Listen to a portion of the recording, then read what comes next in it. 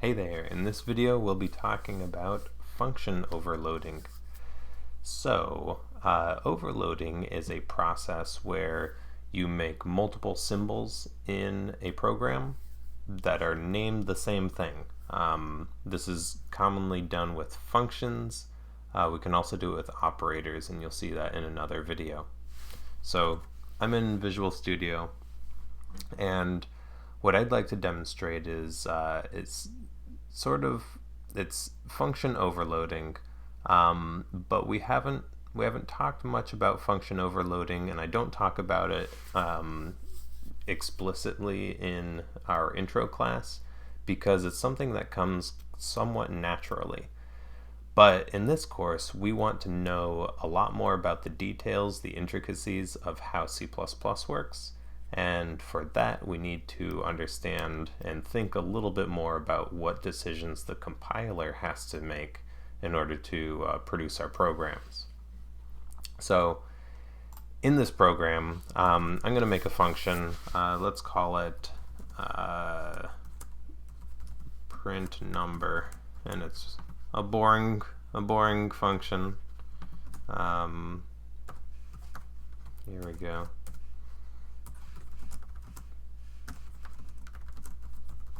Whoa, so interesting. All right, so print number just takes a floating point value and prints it out. So I could call it with a floating point value, right? 3.0f is a floating point value. But as it happens in C++, we can also call this with other values, like 3, right?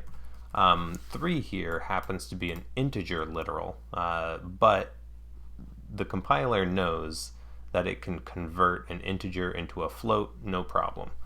I can put other things in here too. I could put 3.0, which is a double literal, and it can also convert that into a float, and it's happy with that.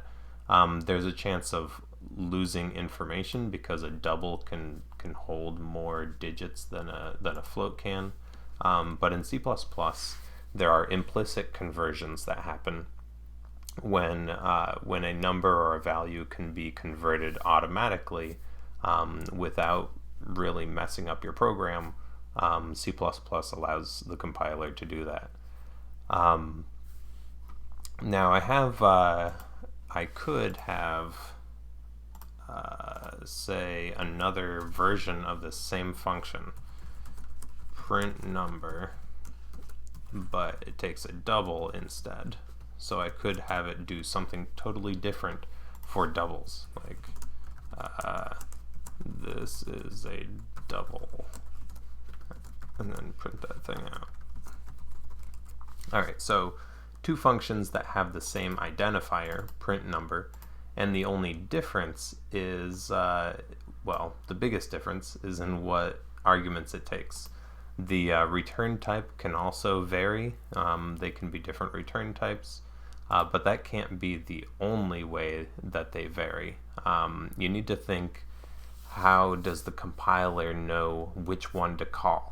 If it's ambiguous, then there's going to be an error because the compiler won't be able to decide which function you intend to be calling. For an example here, these two work fine. This one knows to call the floating point version, this one knows to call the double version, but what if I was calling it with an integer, right? With an integer, this is now an ambiguous call. It doesn't know which one of these functions makes the most sense. It knows it has to do an implicit conversion from an integer to something, but which something? And there's really no way for the compiler to know. It's not clear what the programmer means here. And this is the same problem you come up with if you were to change just the return type of the function and keep everything else the same. there's going to be no way for the compiler to know which one of these that you intend to use when you call it. All right, let me get back there. Okay, so let me try not to do that. So I go through these talking about overloading, function overloading, because some languages don't support it. I think it's very natural. It's a natural thing, and I take it for granted, and I try to treat it that way, that we should take it for granted. But some languages, like the C language, don't support function overloading. You have to name every function a little bit differently, and so you might see like print number F and print number D in order to indicate what's different about them and to give them unique identifiers. All right, and the last part of this that I wanted to talk about is a little bit of an extra feature on functions. You can write functions, let's say add numbers.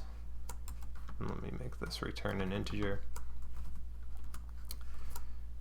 Okay, so I could have A and B, and then maybe I'd have C, and maybe I'd have D.